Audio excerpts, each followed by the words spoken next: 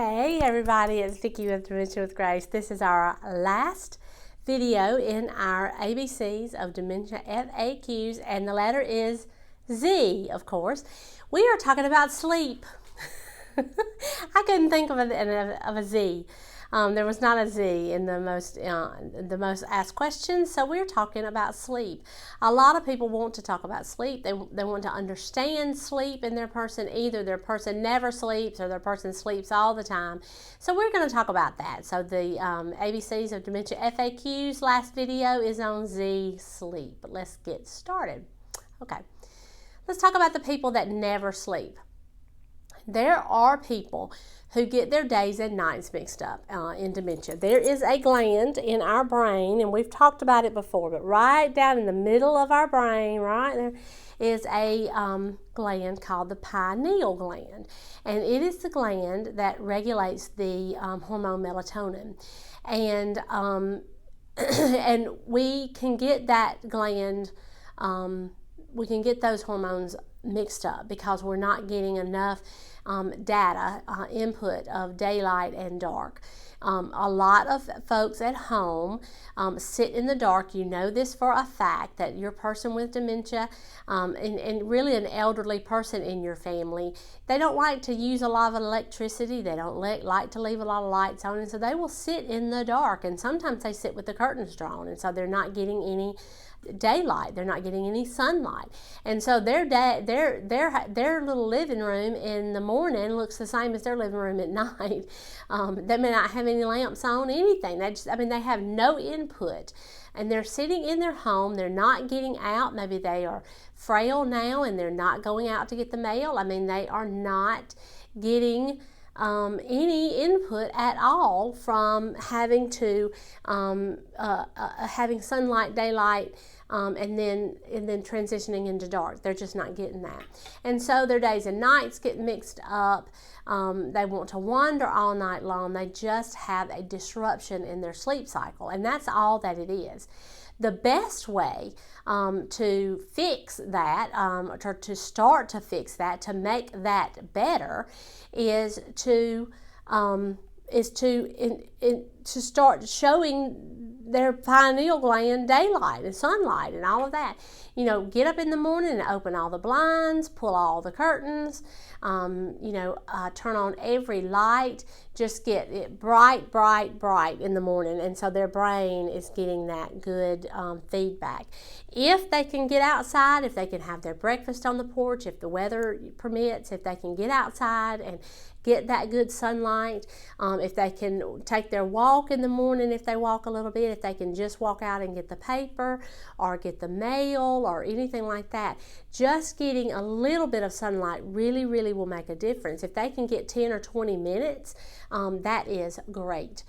So if they can do some activities outside, even if they maybe you want to ride and get a cup of coffee or something in the mornings, that could be part of your routine if it's feasible. All of this, I don't know what's going on in your home, and I don't know how agile or how fragile your person is. Still fighting this cold all week, so sorry.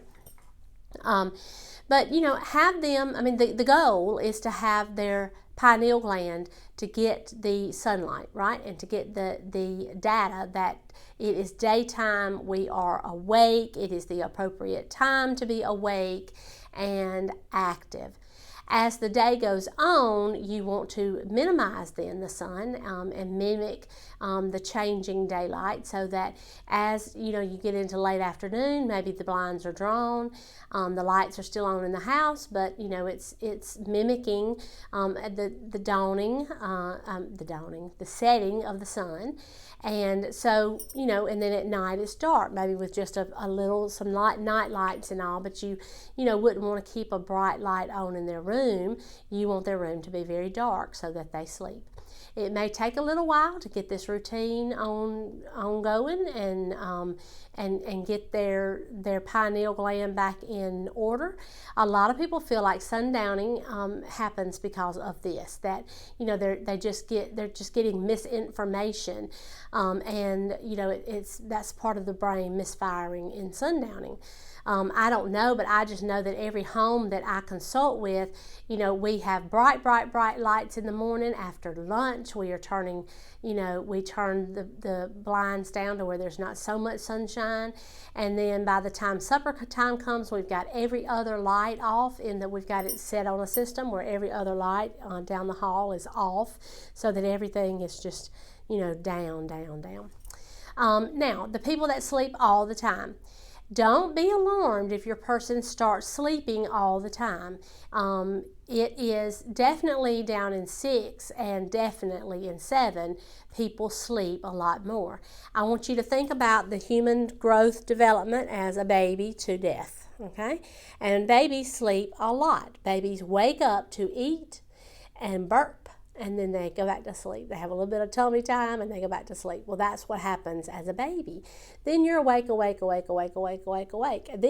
when you have more of a standard, sleep 8 hours up, the rest of the time, and then you go back to sleep, maybe get a nap on the weekends, but you don't even nap much at the height of your, when you're 50 years old, let's say.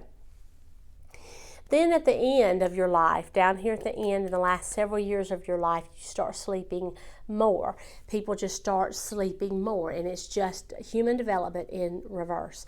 You will find that people sleep most of the time to wake up to eat, and then they'll doze back off, and that is a natural phenomenon in the human body, in the human brain. It's just absolutely natural, especially with somebody with dementia, and their brain is slowly dying. I hate to say it that way, but it's just, that's what's happening.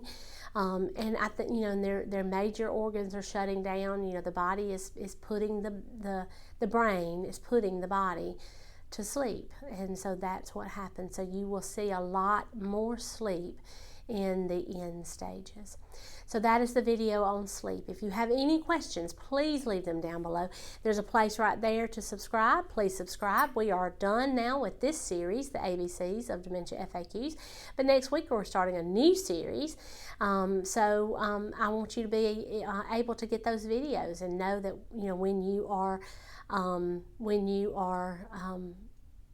when I am. I've been fighting this cold all week, y'all, and I'm a little bit bleh. I want you to know when I post a new video, so that when you come on, you can say, there's something new.